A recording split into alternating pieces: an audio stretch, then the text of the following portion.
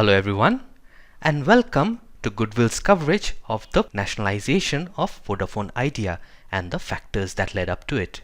Before we move on to the main topic, let us have a brief preliminary discussion on AGR dues and the timeline of the events. So what exactly is AGR?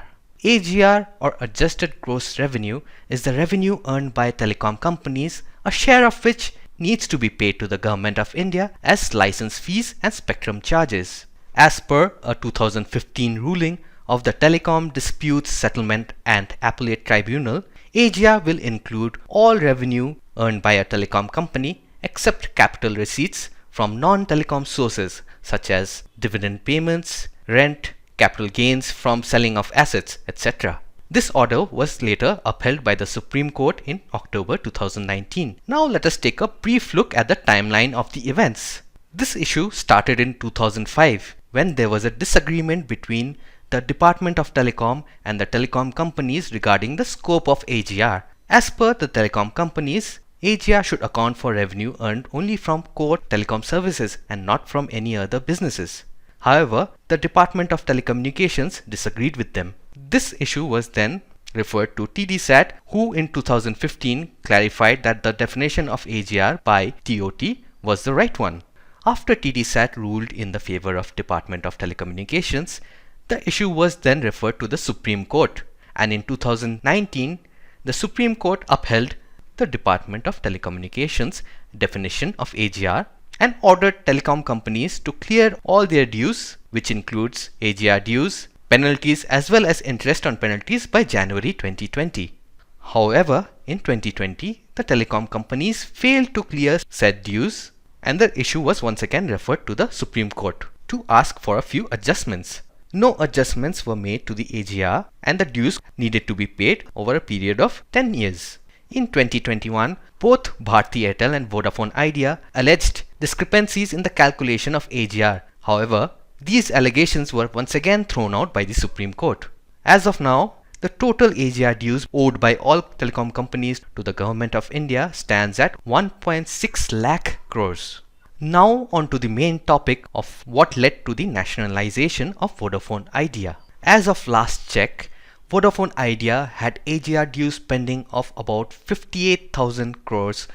The major promoters held 72.1% of the total company, with Vodafone Group and the Aditya Birla Group being the major stakeholders. Unfortunately, laden with a debt of almost 1.93 lakh crores, Vodafone Idea faced a cash crunch like never before. Dwindling revenue along with a shrinking user base also played spoilsport for Vodafone Idea and brought the solvency of the company into question. However, these issues were not localized and relief measures needed to be announced for the whole telecom sector, which was cash-strapped. As per the relief measures, a moratorium of 4 years was given for AGR dues starting 1st of October 2021 for all companies. Interest accrued during this period was payable at the end of the moratorium. AGR dues were also rationalized by excluding non-telecom revenue, which was the major point of contention during the case in 2005. 100% FDI was also allowed in telecom in the same breath. Another salient feature of the relief measures was that the interest payments for the moratorium period could be paid in the form of equity of the company. Now that Vodafone Idea saw a way out, what was Vodafone Idea's response to these relief measures? Simple. Vodafone Idea chose to pay the interest for the 4-year moratorium in the form of equity.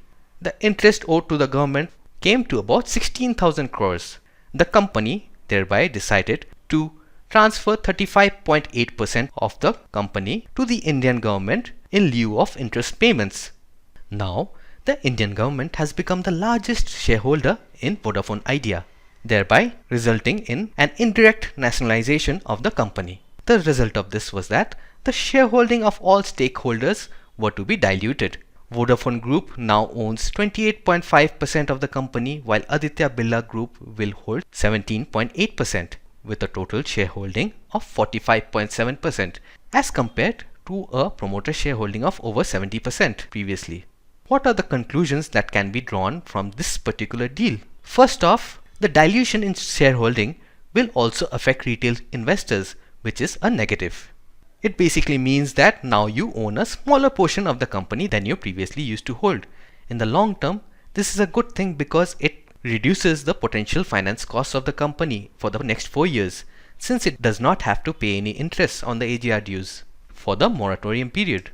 In the coming quarters, the cash flow of the company as well as its ability to reduce debt will be in focus. With proper management, the company can once again become profitable. However, whether you choose to invest in the company or not is completely up to you. With this, we come to an end of our video presentation. Thank you. For support, please do email us at customersupport@gwcindia.in, WhatsApp us at 7338895491 or call us at 04440329999. This is Anindya signing off. Happy trading.